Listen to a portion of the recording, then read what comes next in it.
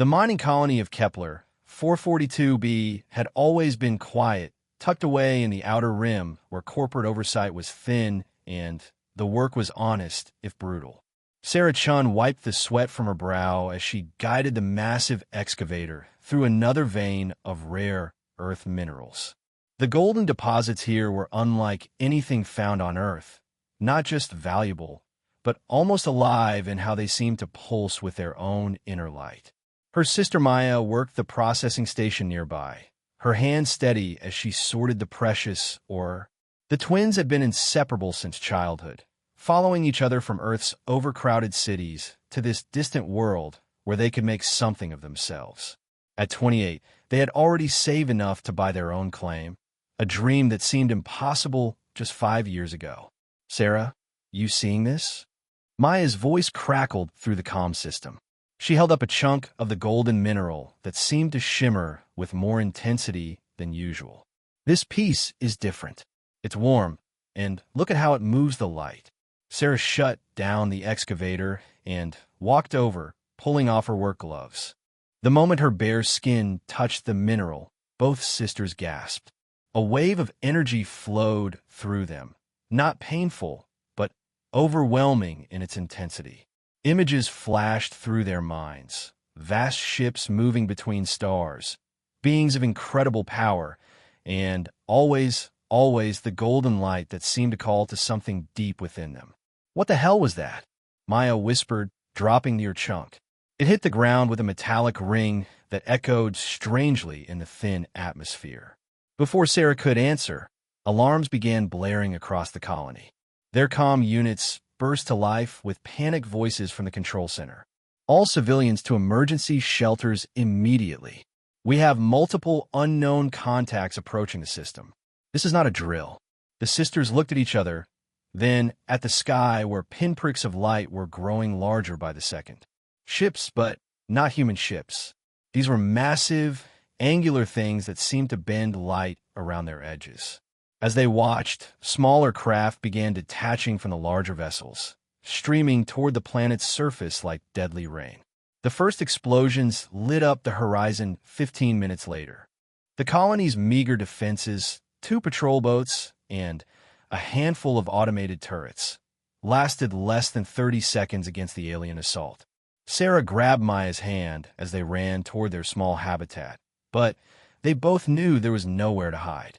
The golden ore scattered around their work site began to glow brighter as the alien ships approached. Maya noticed it first, pointing with a trembling finger as the minerals seemed to pulse in rhythm with their heartbeats. Sarah, look at the ore. It's responding to them. The first alien craft landed 200 meters from their position. It was sleek and predatory, like a metallic shark designed by beings who understood death intimately. The ramp lowered with a hiss of hydraulics, and what emerged made both sisters step backward instinctively. They stood nearly 3 meters tall, with 4 arms ending in razor-sharp claws. Their skin was a mottled gray-green, covered in what looked like natural armor plating. But it was their eyes that made Sarah's blood freeze. Multiple compound eyes that seemed to catalog every detail of their surroundings, including the 2 human women standing frozen beside a pile of glowing ore. The lead alien spoke in a voice that sounded like grinding metal. The translation device it wore rendered the words in cold, mechanical English. Humans, you have been mining the forge metal. This is forbidden. You will be processed for your crimes against the hegemony. We didn't know, Maya said, her voice barely steady. We're just miners. We didn't know this belonged to anyone. The alien tilted its head in what might have been amusement. Ignorance is not absolution. The forge metal chooses its own. You have touched it with bare flesh, have you not? You have felt its call. Sarah felt the truth of it burning in her chest. The moment they had touched the golden mineral, something had changed. She could feel it even now, a warm presence in her mind that seemed to whisper of potential beyond imagining. The forge metal has marked you, the alien continued. This complicates matters. You cannot be simply processed. You must be studied, tested. If you prove worthy, you may serve. If not, it gestured with one of its 4 arms, and Sarah saw the bodies scattered around the colony's main buildings.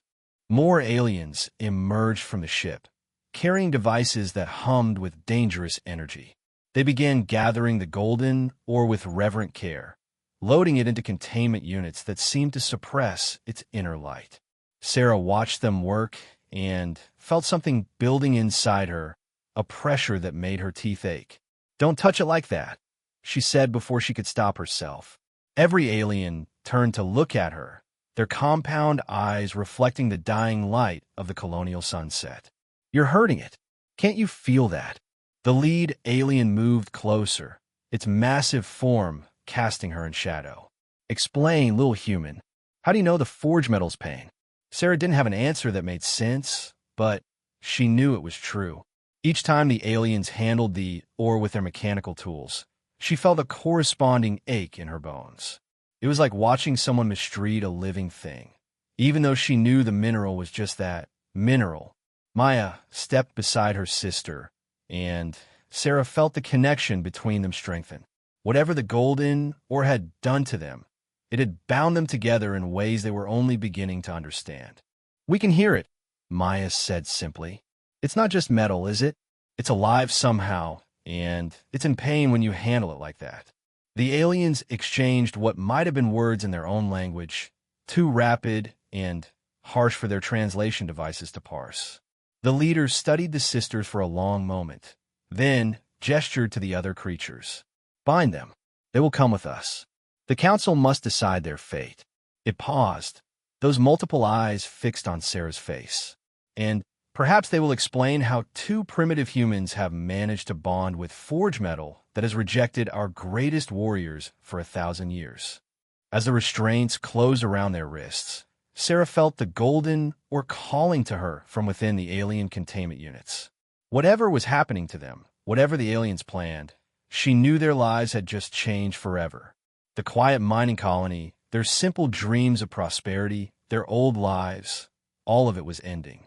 But as the alien ship lifted off with them inside, Sarah felt something else beneath the fear and uncertainty. Power. Raw, untested, and growing stronger with each passing moment. The forge metal had chosen them, whatever that meant. And deep in her heart, she began to suspect that choice would matter more than any of them realized. The ship climbed toward the stars, leaving the burning colony behind. In the cargo hold, the contained forge metal pulsed with golden light, and in the detention cell, two human sisters felt that pulse echoing in their very souls. Their war was just beginning, though they didn't know it yet. They only knew that they were no longer the same women who had woken up that morning to work an honest job on a quiet world. There was something new now, something the galaxy had never seen before, something that would change everything. The Hegemony Mothership was a city in space, stretching for kilometers in every direction. Sarah pressed her face to the small viewport in their detention cell, watching as countless smaller vessels moved between the massive structures, docking bays like insects around a hive. Each ship bore the same angular design as their captor's vessel, but some were easily the size of Earth's largest cities. "How many worlds do you think they've conquered?" Maya whispered from the narrow bench they shared. The restraints had been removed once they were secured in the cell, but the message was clear. There was nowhere to run in the void between stars.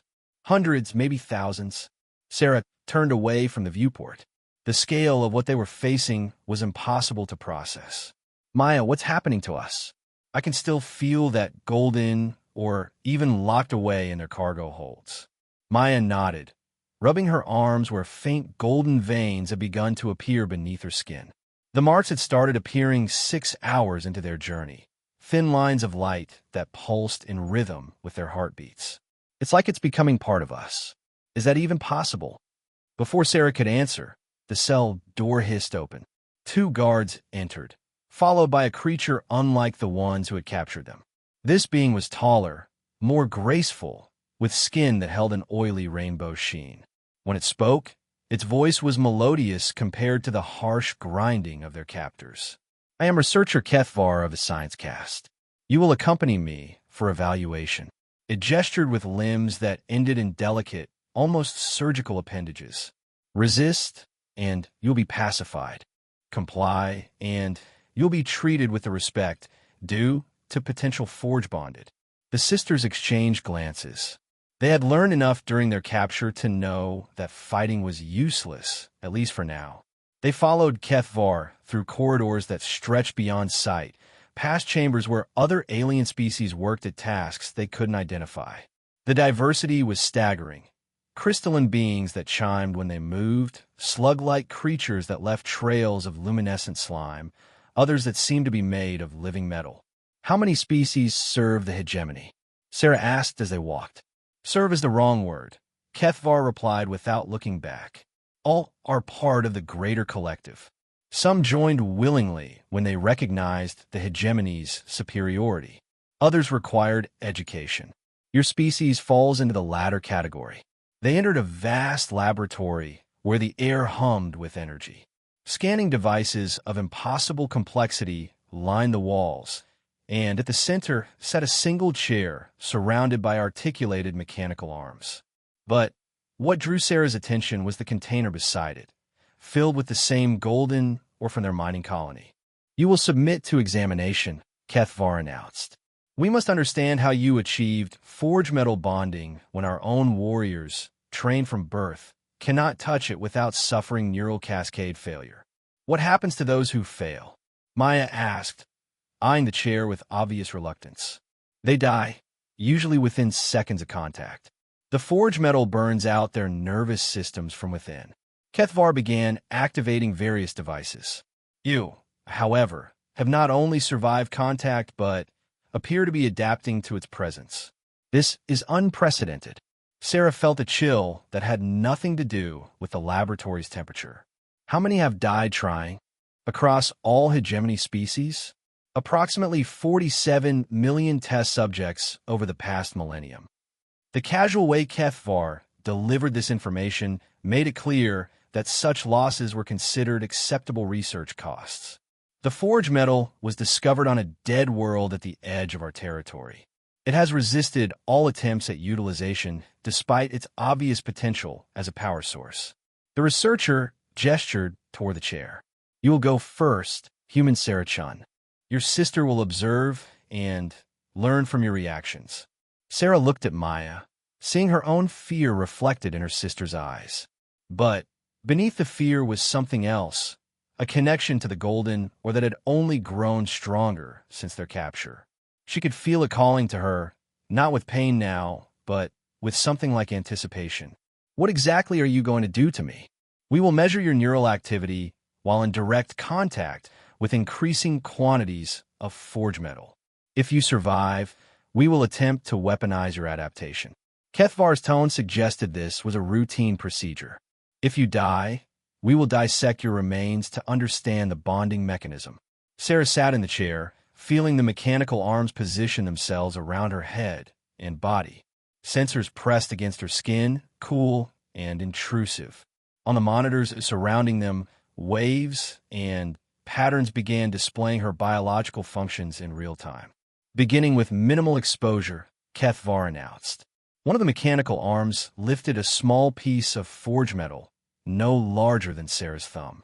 As it approached, the golden veins beneath her skin began to pulse brighter.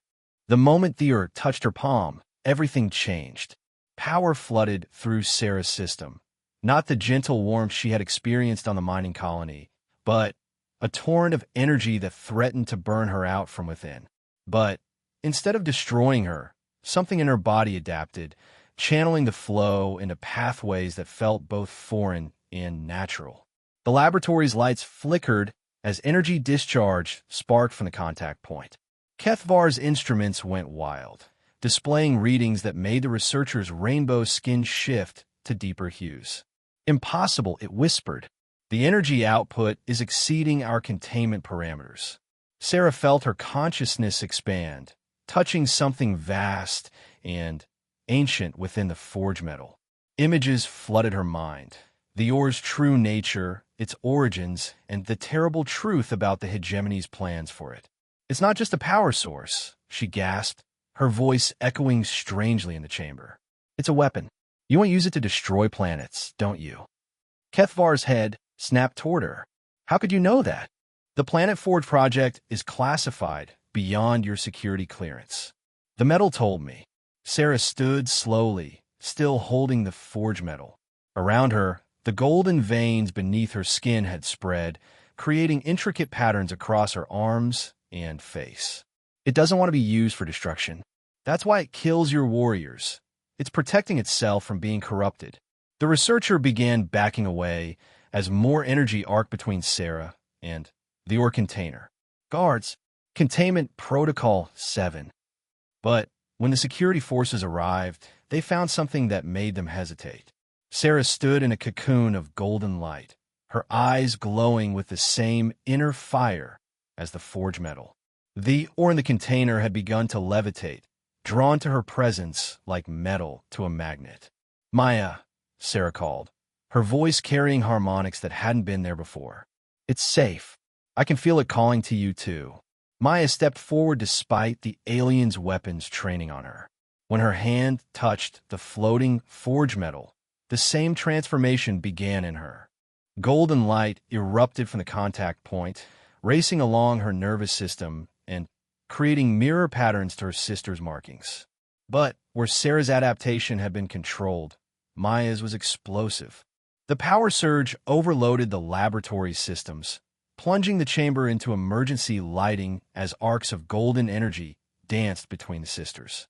"They're bonded," Kethvar whispered, its rainbow skin now pale with shock. "Full forge metal integration. In over 1,000 years of research, we have never seen." "You've been doing it wrong," Maya said, her voice carrying the same harmonic resonance as Sarah's. "You approach it like conquerors, trying to dominate and control. But the forge metal responds to harmony, to connection." The sisters looked at each other across the chaos of the laboratory, and in that moment, they understood what they had become. The forge metal hadn't just bonded with them. It had chosen them to be its champions. And deep within their enhanced awareness, they could sense the scope of the hegemony's crimes across the galaxy. Thousands of conquered worlds, billions of enslaved beings, entire species extinct in the name of the collective's expansion. And at the heart of it all, the Planet Forge project, a plan to use forge metal weapons to crack open worlds and harvest their cores for resources.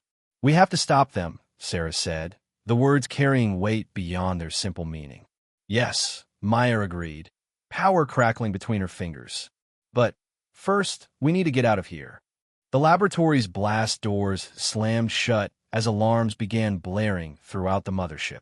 Emergency containment fields sparked to life around them, but the energy simply flowed through the barriers as if they weren't there. "The forge metal integration is complete," Kethvar reported into its communication device. "The subjects have achieved full bonding. Recommend immediate termination before they reach critical mass." But as the sisters reached for each other's hands, combining their newfound power, they both knew that termination was no longer an option. The forge metal had waited a millennium for champions worthy of its gifts. It had found them in 2 human miners from a backwater world, and now it would help them forge something the galaxy had never seen. An army of liberation, clothed in golden light and bound by unbreakable resolve. Their transformation was complete, but their war was just beginning. The escape from the hegemony mothership should have been impossible. The vessel housed over 2 million beings, had defensive systems that could destroy small fleets, and security protocols designed by the most paranoid minds in the galaxy. None of that mattered when faced with 2 humans who had become something unprecedented in the universe's history. Sarah moved through the corridors like a golden comet, her forge metal enhanced body allowing her to bend steel with her bare hands and move faster than the security cameras could track. Behind her, Maya left a trail of disabled surveillance systems, her touch somehow convincing the alien technology to shut down rather than be destroyed. "The hangar bay is 3 levels down," Sarah said through their mental link, another gift from their bonding. Speaking aloud was no longer necessary when they were within a few kilometers of each other. "I'm working on getting us a ship," Maya responded, her consciousness already interfacing with the mothership's computer systems. The forge metal didn't just enhance their physical capabilities. It allowed them to connect with any technology that contained compatible materials, and the hegemony used trace amounts of forge metal in almost everything. Security forces poured into the corridors ahead of them, their weapons charging with lethal energy. Sarah felt a moment of hesitation. These beings were enslaved just as surely as any conquered species, forced into service by the hegemony's brutal system of control. Non-lethal only, she transmitted to Maya. Agreed. We're not like them. The first wave of guards opened fire, their energy weapons painting the corridor in deadly light. Sarah simply walked through it, the golden aura surrounding her body absorbing the attacks and converting them into harmless illumination. When she reached the guards, she moved with surgical precision, disabling their weapons and rendering them unconscious without permanent harm. Maya's approach was more subtle. She touched the wall panels as she passed, sending commands through the ship's network that convinced the security systems the guards were suffering from spatial disorientation. Emergency medical protocols activated, flooding their sections with harmless sedative gas. "How are you doing that?" Sarah asked as they descended toward the hangar level. "I'm not sure. It's like the ship wants to help us. The forge metal in its systems recognizes what we've become." Maya paused to interface with another control panel, and blast doors that should have been sealing began opening instead. "I think the Orc has been fighting back against its captors all along. We're just the first ones it could trust with its power." They reached the hangar to find organized chaos. Klaxons wailed as security teams scrambled to locate the escaped prisoners, while automated systems attempted to lock down all vessels. Maya placed her hand on the nearest fighter craft, and its systems came online with eager responsiveness.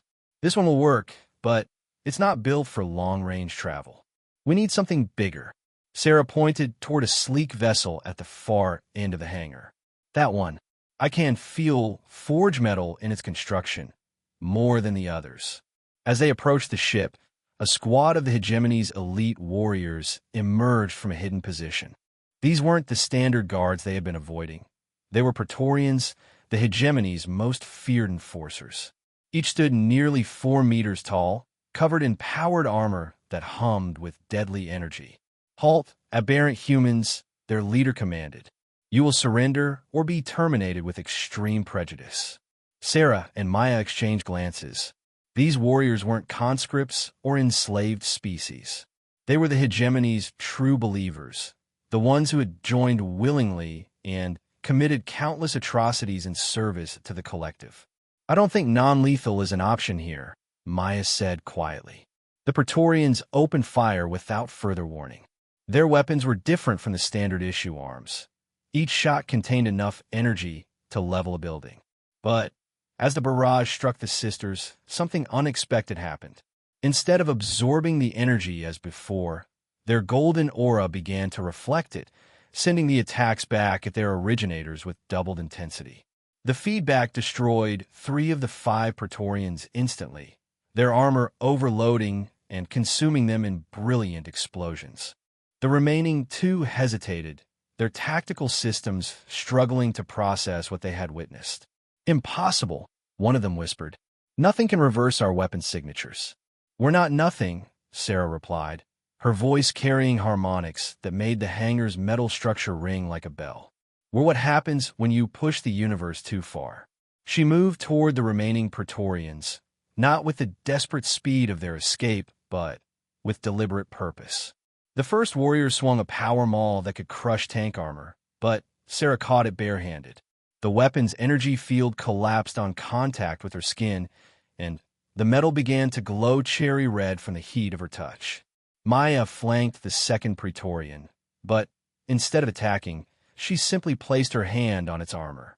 The warrior's systems began shutting down one by one, power flowing out of its suit and into Maya's body. Within seconds, the towering figure collapsed, its pilot unconscious but alive within the dead armor. "The power transfer is more efficient when they don't resist," Maya noted, examining the golden energy playing across her fingertips. The final Praetorian dropped its weapons and, activated an emergency beacon. All units converge on Hangar 7. The Aberrants have defeated Praetorian Squad Alpha. Recommend immediate orbital bombardment of this section. Sarah looked up at the hangar's massive doors, beyond which lay the void of space and freedom. They're going to destroy this entire area rather than let us escape. Then we'd better move fast. Maya was already interfacing with her chosen ship, its systems responding to her touch like a faithful pet. This vessel is called the Void Dancer. It's a deep scout designed for long-range reconnaissance. Perfect for what we need. The ship's ramp lowered as they approached, revealing an interior that was surprisingly spacious for its size. The moment they stepped aboard, Sarah felt the forge metal integrated into the ship's hull, welcoming them. It was like being embraced by a friend they had never met, but always known. The ship is bonded to us now, Maya said in wonder as the systems began reconfiguring themselves around their presence.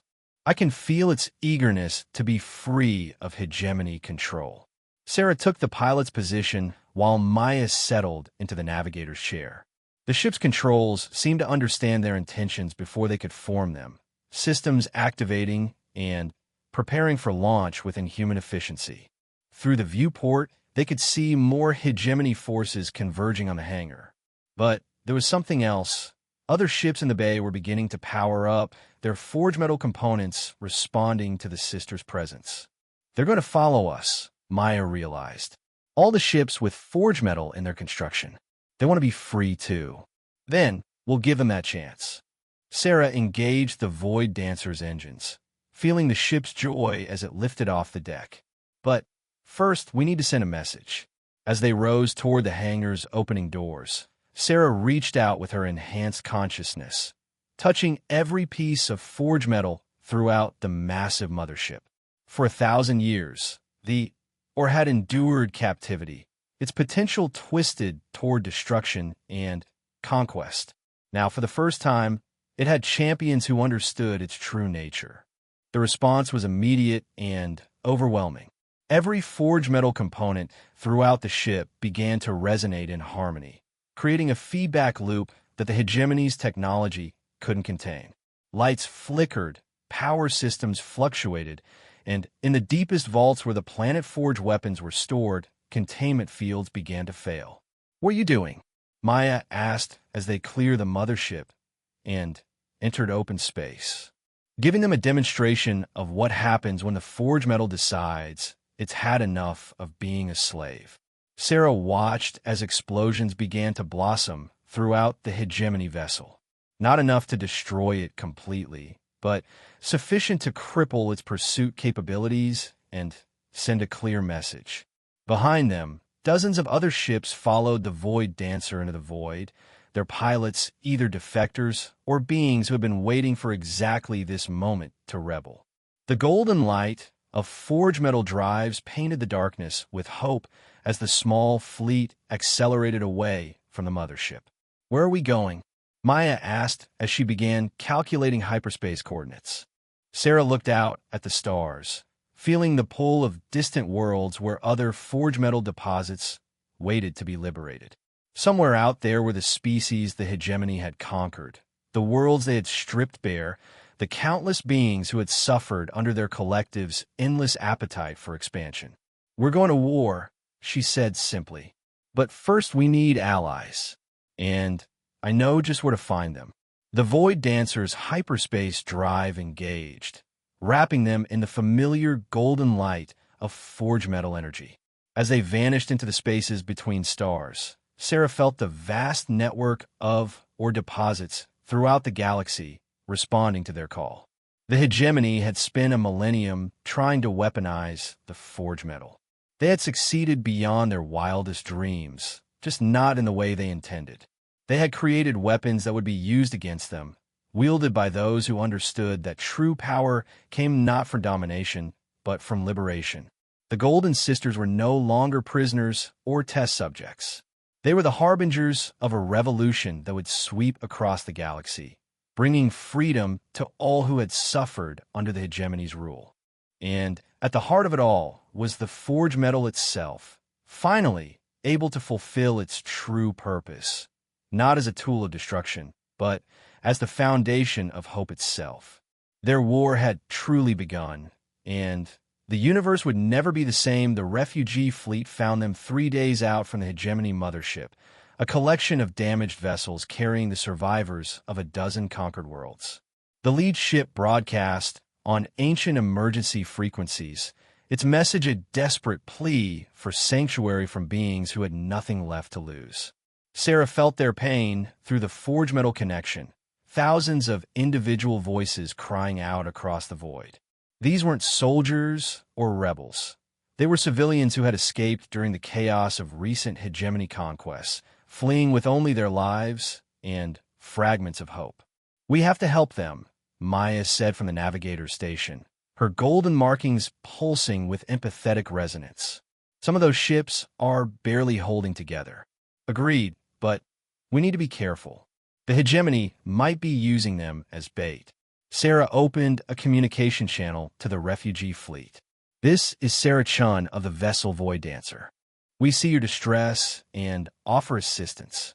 Please respond with your status and intentions." The reply came from a voice aged beyond measure, speaking in the universal trade language that preceded the hegemony's forced unity. "I am Elder Thane of the Kytherian remnant. Our worlds have fallen to the metal demons, our people scattered to the void. We flee because there is nowhere left to stand and fight. Can you offer sanctuary?" Through their enhanced senses, the sisters could feel the truth in the elder's words. These ships carried the last free members of species that had fought the hegemony for decades, their homeworlds now stripped bare and incorporated into the collective's endless hunger. "Bring your people aboard our ships," Sarah transmitted. "We have space, and, more importantly, we have a way to fight back." The docking procedures took 6 hours, during which the sisters learned the scope of the hegemony's recent campaigns. 17 star systems had fallen in the past month alone, their populations either killed, enslaved, or forced into the collective service. The refugee fleet represented less than 1% of those who had died defending their homes. Elder Thane was a crystalline being whose faceted body reflected light in patterns that conveyed emotion as clearly as facial expressions. When he entered the Void Dancer's conference room, his refractions showed deep sorrow mixed with desperate hope. "You claim to have a way to fight the hegemony," he said without preamble. "Forgive an old being's skepticism, but we have tried everything. Our weapons are useless against their adaptive defenses. Our ships too few to challenge their fleets. What could 2 young humans possess that entire civilizations could not muster?" In response, Sarah extended her hand toward a small piece of forge metal she had taken from the hegemony ship. The ore rose from the table and began to orbit her palm, glowing with increasing intensity until it filled the room with golden light. The metal sang with harmonics that made the ship's hull resonate like a vast instrument. Thane's refractions shifted to patterns of amazement. "Impossible. You control the demon metal directly, without technological interface." "How?" "The forge metal isn't demonic," Maya explained, allowing her own markings to shine through her skin. "It's a living force that seeks harmony, not domination. The hegemony has been using it wrong for 1,000 years, trying to force it into shapes it was never meant to take. We've bonded with it," Sarah continued. "Become partners rather than masters. And through that partnership, we can feel every piece of forge metal in the galaxy, including the deposits the hegemony is mining to build their planet forge weapons." She gestured, and the floating or began to project holographic images drawn from the sisters' expanded consciousness. Star maps appeared in the air, showing the location of major forge metal deposits and the shipping routes the hegemony used to transport them to construction sites. "There," Sarah pointed to a system marked with pulsing red indicators. "The main foundry world where they're building the planet crackers. If we can liberate the forge metal there, we can turn their greatest weapons against them." Thane studied the projection, his refractions cycling through patterns of calculation and hope. "The foundry world of more death. We know of it 3 of our scout ships died gathering intelligence on that system. It's protected by an entire battle fleet and automated defense platforms that could destroy 1,000 ships like ours. Defenses designed to stop conventional attacks, Maya pointed out. But what if the weapons themselves decided to change sides? Over the following hours, the sisters shared their vision with the refugee leaders. Not a desperate last stand or a doomed charge against impossible odds, but a coordinated campaign to awaken the forge metal across the galaxy. Each liberated deposit would strengthen their cause, turning the hegemony's own resources into tools of liberation. The response was immediate and overwhelming. Species that had feuded for centuries put aside their differences to join the growing alliance.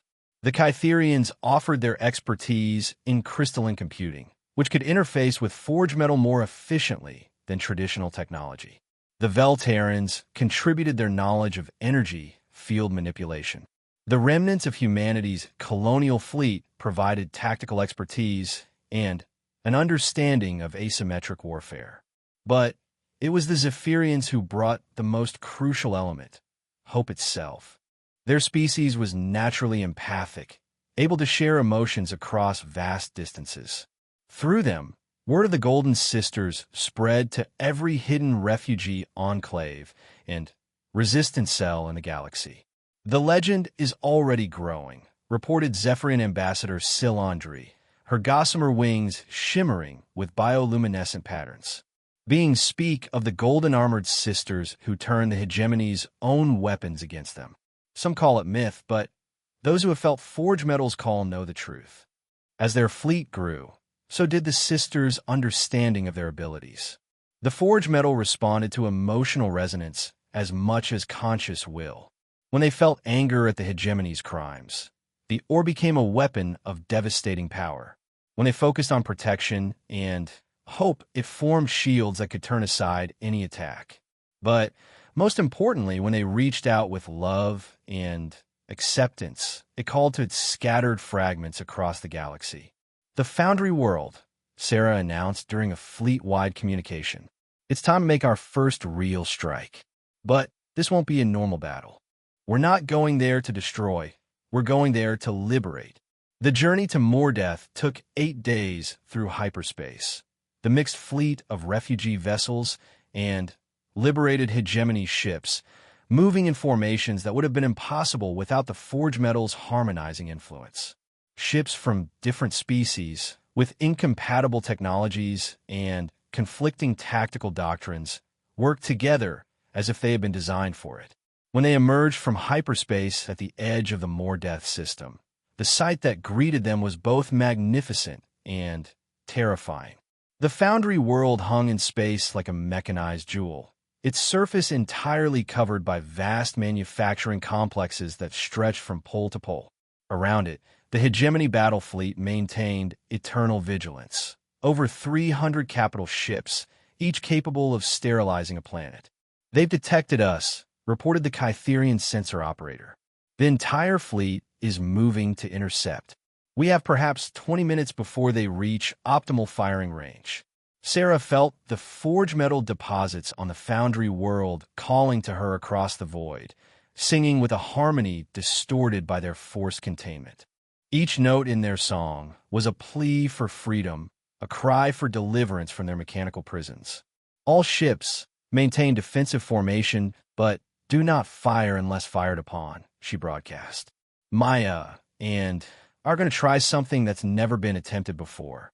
The sisters joined hands in the center of the Void Dancer's bridge, their consciousness expanding outward through the ship's forge metal enhanced systems. Past the fleet, past the defensive platforms, all the way to the Foundry world itself.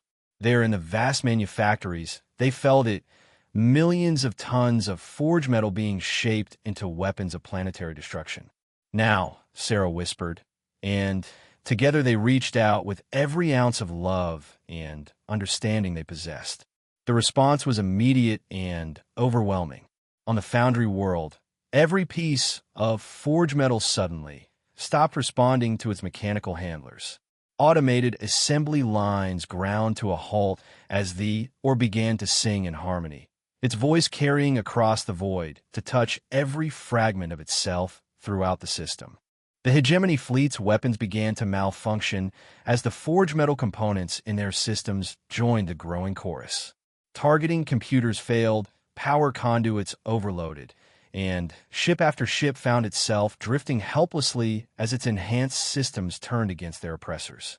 Impossible, came a transmission from the hegemony fleet commander. Our weapons are rebelling. All forged metal enhanced systems are non-responsive. Sarah opened a channel to the enemy fleet, her voice carrying the harmonic resonance that marked her as forged metal bonded.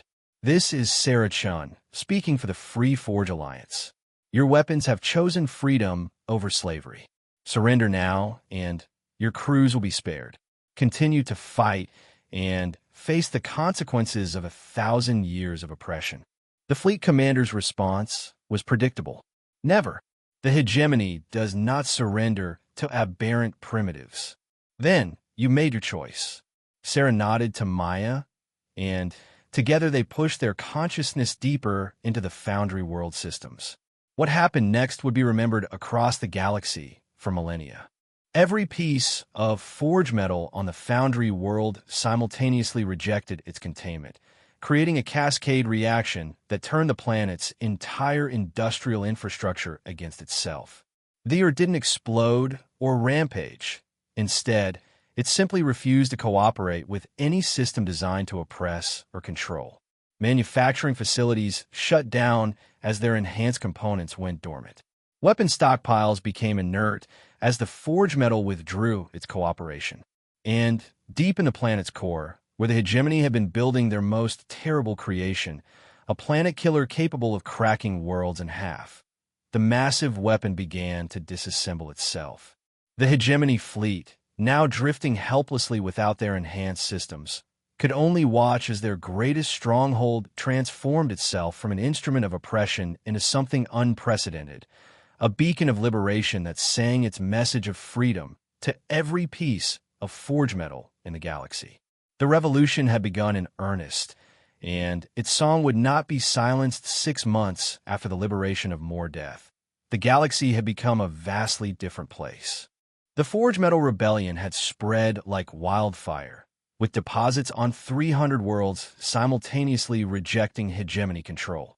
What had once been the collective's greatest strength, their standardized technology enhanced with trace amounts of the miraculous ore, had become their greatest weakness.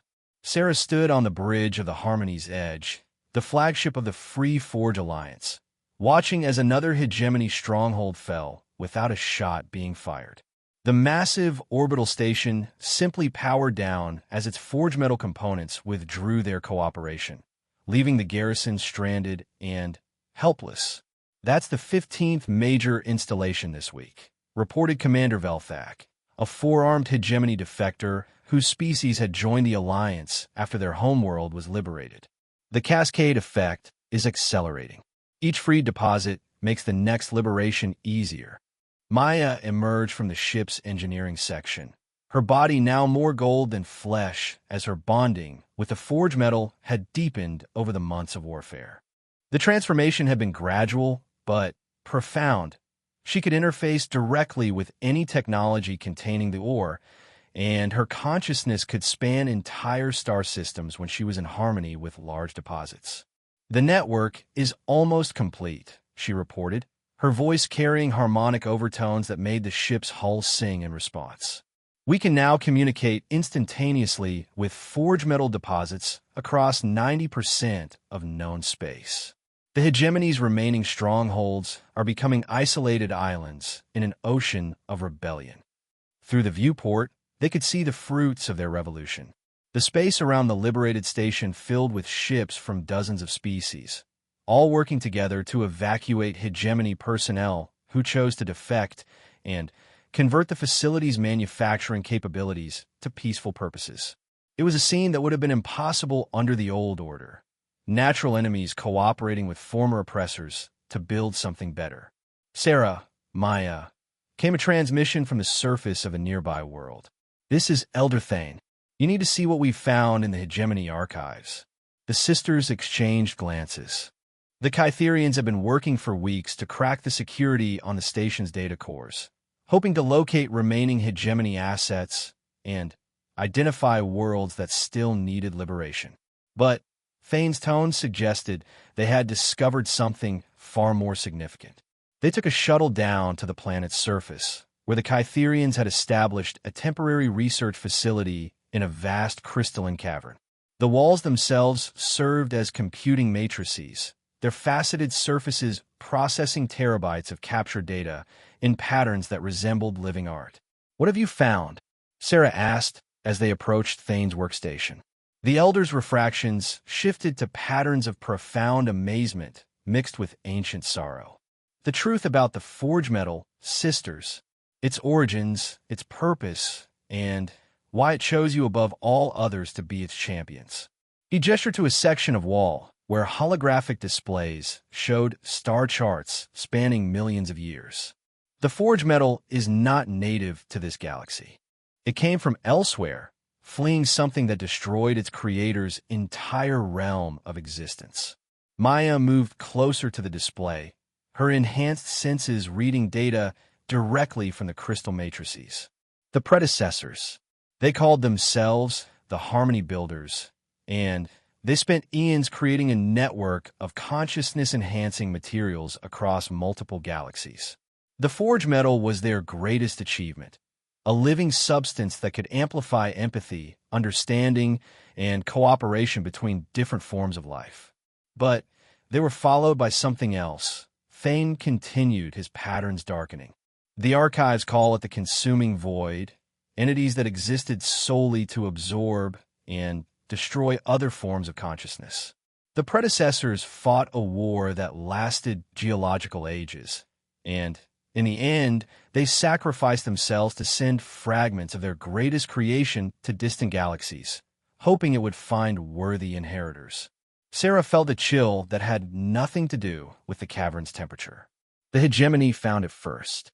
Yes, but they approached it with conquest in mind, not understanding.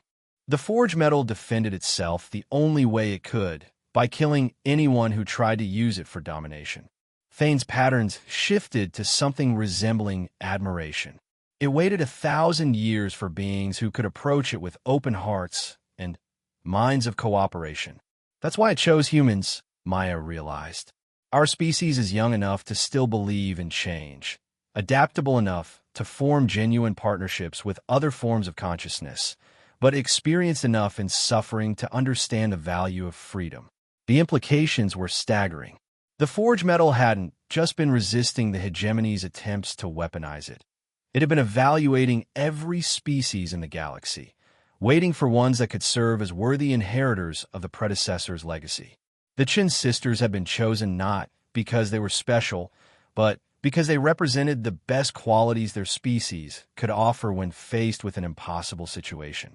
"There's more," Thane said, calling up additional data streams. The archives contain coordinates for other galaxies where forge metal fragments landed. And sister, his patterns shifted to urgent warning. The consuming void is still out there. The Hegemony's attempts to weaponize the forge metal have created resonances that may have revealed our galaxy's location. Sarah felt the implications hit her like a physical blow. Their victory against the Hegemony might have exposed them to something infinitely worse. Entities that existed purely to devour consciousness itself. How long do we have? Based on the resonance patterns, perhaps 50 years before the first scouts arrive. A century before the main force. Thane's refractions showed grim determination. But the archives also contain the predecessor's research on defending against the void. If we can unite the galaxy fully, if we can awaken all the forge metal deposits, and create the network the predecessors envisioned, we might have a chance, Maya finished. But it means going beyond liberation. We need to transform the entire galactic civilization into something the predecessors would recognize as worthy inheritors. The weight of responsibility was overwhelming. What had started as a simple escape from Hegemony captivity had become something cosmic in scope. They weren't just fighting for freedom anymore. They were preparing for a war that might determine whether consciousness itself could survive in this corner of the universe. Over the following months, the nature of their revolution changed. Liberation was no longer enough. They needed transformation. The Free Forge Alliance became something unprecedented in galactic history, a voluntary confederation where former enemies worked together to build a civilization based on cooperation rather than domination.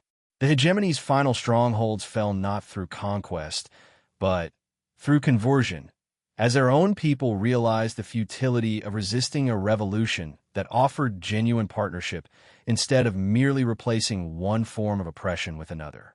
Former hegemony Admiral Kreshtar became one of the Alliance's most effective coordinators, his strategic genius now dedicated to defense rather than conquest. Sarah and Maya found themselves at the center of a transformation that exceeded their wildest dreams. The golden markings that covered their bodies now served as living interfaces with the galactic Forge Metal Network, allowing them to coordinate activities across thousands of star systems simultaneously. They were no longer just human. They had become something new, bridges between biological consciousness and the living universe the predecessors had tried to create. The network is complete, Maya announced during the Alliance's first Galactic Council, her consciousness spanning the assembled representatives from 8,000 different worlds. Every major forge metal deposit is now liberated and integrated. We have achieved something the predecessors only dreamed of, a truly unified galactic consciousness that preserves individual identity while enabling unprecedented cooperation.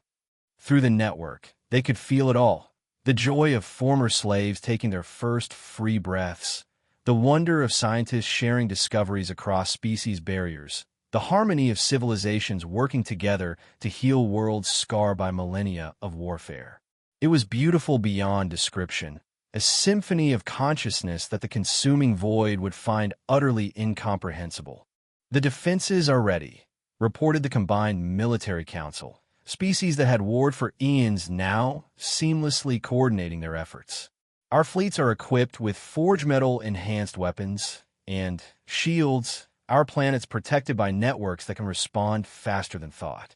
Most importantly, our people understand what they're fighting for. Sarah looked out at the assembled representatives, feeling through the network their hopes, fears, and unshakable determination. These beings had tasted freedom and found it sweet. They would not surrender it without a fight that would echo across cosmic ages. When the consuming void arrives, they'll find something they've never encountered before, she said, her words carrying across the network to every conscious being in the galaxy. Not a civilization built on domination and exploitation, but one founded on harmony and mutual growth. The predecessors' vision, fulfilled by their inheritors. Let them come, Maya added, her consciousness touching the vast web of forge metal that now connected every world in the galaxy. We'll show them what happens when the universe finally decides to defend itself. The Golden Sisters stood together as they had that first day in the mining colony, but everything else had changed. They were no longer simple miners dreaming of modest prosperity. They had become the guardians of consciousness itself, protectors of a galactic civilization that represented the best hopes of countless species. The war with the consuming void would come, and it would test everything they had built. But for the first time in cosmic history, consciousness had united in its own defense. The forge metals sang with harmonies that spanned the galaxy, carrying a message that would reach across the void between stars. Here stands a civilization that chooses cooperation over conquest, understanding over domination, freedom over slavery. Here stands the legacy of the predecessors, carried forward by worthy inheritors who will not yield to the darkness. The Golden Sisters, forged in war and bound by resolve, had given the galaxy its greatest gift, the chance to become something greater than the sum of its parts. Now, they would discover whether that gift was strong enough to preserve consciousness itself when the ultimate test arrived. The universe held its breath and waited for an answer that would echo across eternity.